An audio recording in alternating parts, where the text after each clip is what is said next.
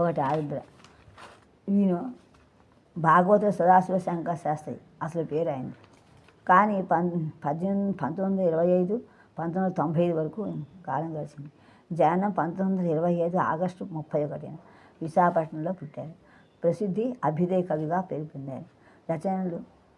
కావ్యాలేంటి? త్వమేవాహం, శ్రీనివాలి, నూక కోణాల పదాలు, ఇంటింటి పద్యాలు మొదలైనటువంటి కవితా సంకలనాలు, గాయాలు, గేయాలు, పైలా 25, ఏటికి ఏడాది మొదలైనటువంటి సినీ పాట సంకలనం, కొండగాలి తిరిగిందే పాట, పరిశోధనా గ్రంథాలు, సమగ్రాంధ్ర సాహిత్యం 13 సంపుటాలు, రాముడు సీత ఏమవుతుంది అని సంపుటాలు, వ్యాస సంకలనం, ఆరుద్ర వ్యాసపీఠం, పద్య కవిత్వం, శుద్ధ మధ్యాకరుడు, నాటికలు, ఉద్గీత గేయ నాటిక, రాదారి బంగాళ నాటిక, సాలభంజికలు నాటిక సంపుటి, అనువాదాలు, వీర తెలంగాణ విప్లవ గీతాలు ఆంగ్లం నుంచి తీసుకున్నారు. వెన్నెల వేసవి తమిళం నుంచి తీసుకున్నారు.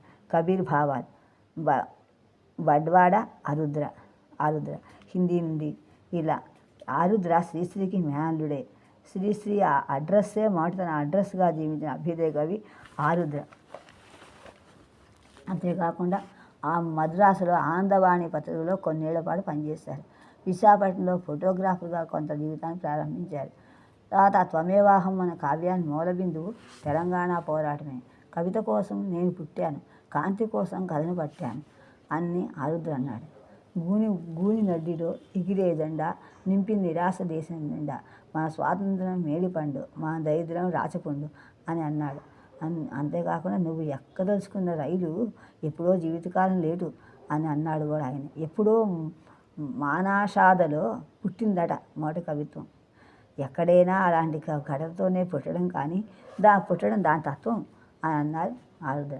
అంతేకాకుండా తెలంగాణ రజాకారుల దురాగతాలకు, నిజాం దుర్మార్గాలకు తలడిల్లి రాసిన కావ్యము త్వమేవాహం. ఈ త్వమేవాహం అన్నది 1948లో రచింపబడి 1949లో తెలుగు స్వతంత్ర పత్రికలో కూడా ప్రచురించబడింది. ఆరుద్ర గారి త్వమేవాహమును అతినవ్య అభ్యుదయ కావ్యంగా విమర్శకులు పేర్కొన్నారు. ఈ త్వమేవాహం కావ్యాన్ని మొట్టమొదటి పెట్టిన పేరు తెలంగాణ. త్వమేవాహం అనగా నీవే అని, నువ్వే నేను అని, నీవే నేను అర్థం. ఆంధ్రులకు తెలంగాణ పేరు పెడితే దాని శ్రీశ్రీ త్వమేవాహంగా పేరు పెట్టారు.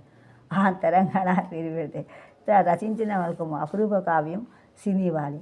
దీని కావ్యానికి కాటూరి వెంకటేశ్వర గారు పీఠిగా రాశారు.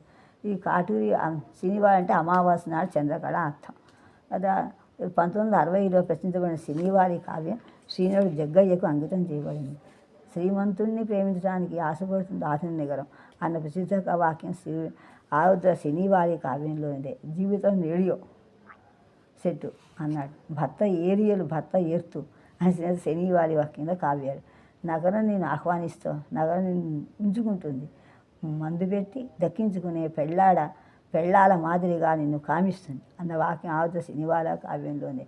ఆరుద్ర రాజకీయ, సామాజిక, హాస్యగీతి అంశాలను అధిక్షేపంగా, చమత్కారంగా 152 పదాలతో రచించిన కోణాలమ పదాలు 1964లో పైకి వచ్చింది, ఖ్యాతి పొందింది. ఆరుద్ర పండితుడు, సహృదయుడు, కవి, సంసారి, సంసారిక మందు వినీలమే కూడా వాటిని అర్థించుకొని విచిత్ర కవి అని ప్రముఖ రచయిత తెన్నేటి హేమలత అన్నారు. ఆరుద్రపై, అతని రచనపై సమగ్రమైన పరిశోధన చేసిన వారు ఆర్ నరసింహారావు. అభ్యుదయ కవిత్వంలో ఆరుద్ర అనే సిద్ధాంత సందకర్త అన్నారు ఆర్ నరసింహారావు. ఇక